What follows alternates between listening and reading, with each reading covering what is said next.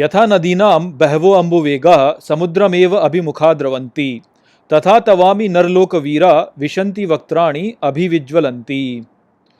नमस्कार मित्रों, ये जो श्लोक है भगवद गीता के 11वें अध्याय का 28वां श्लोक है, जिसे हम आज अच्छे से समझेंगे। तो आइए सबसे पहले इसके अर्थ को समझते हैं। तो जो श्लोक है वो कहता है, यथा नदीनाम बहवो अम्बुवेगाः, अर्थात जैसे नदी द्वारा बहुत सा जल वेग में, समुद्रमेव अभिमुखा द्रवन्ति, अर्थात समुद्र की ही दिशा में बहता है, तथा तवामी नरलोक वीरा, अर्थात वैसे सभी नर लोक के वीर आपके विशंति वक्त्राणि अभिविज्वलंती, अर्थात जलते हुए मुहों में प्रवेश करते हैं।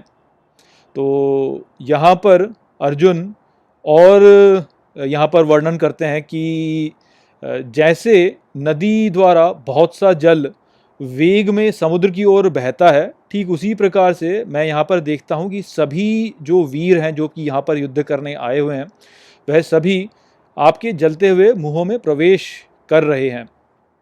तो यहाँ पर उन्होंने एक दृश्य के माध्यम से समझाने का प्रयास किया है कि कैसे सभी का जो स्रोत है वह श्री कृष्ण है और जो अंत है सभी का वह भी वास्तव में श्री कृष्ण है।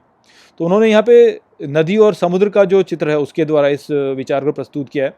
तो हम जानते हैं कि जल का जो मूल स्रोत है इस ग्रह पर, पृथ्वी पर, वह समुद्र ही है। सारा जल जो है वह समुद्र से ही आता है और इवेपोरेशन की जो प्रक्रिया है उसके द्वारा सारा जल जो होता है वह समुद्र में से निकल के आता है और फिर वह कंडेंस होकर के पृथ्वी पर गिरता है, धरती पर गिरता है। वो या तो वर्षा के रूप में गिरेगा या वह फिर हिमपात के रूप में गिरेगा।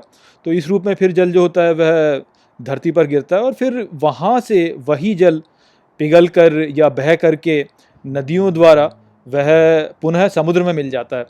तो ये जो प्रक्रिया है ये वास्तव में आप कहते हैं कि एक चक्र की प्रक्रिया, जहाँ पर कि पानी अपने मूल स्रोत से निकला और फिर बह के वह पुनः अपने मूल स्रोत में ही प्राप्त हो गया।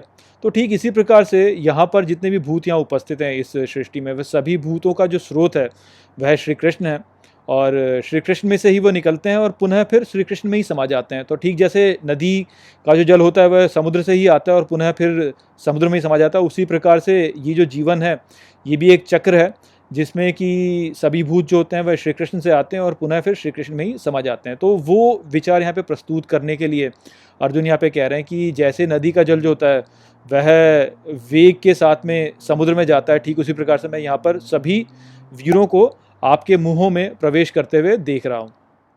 तो ये यहाँ पर विचार था जो कि प्रस्तुत किया। आशा करता हूँ कि मैंने इस श्लोक को आपको अच्छे से समझा दिया होगा। चलिए इसी के साथ इस वीडियो को यहीं पे समाप्त करते हैं।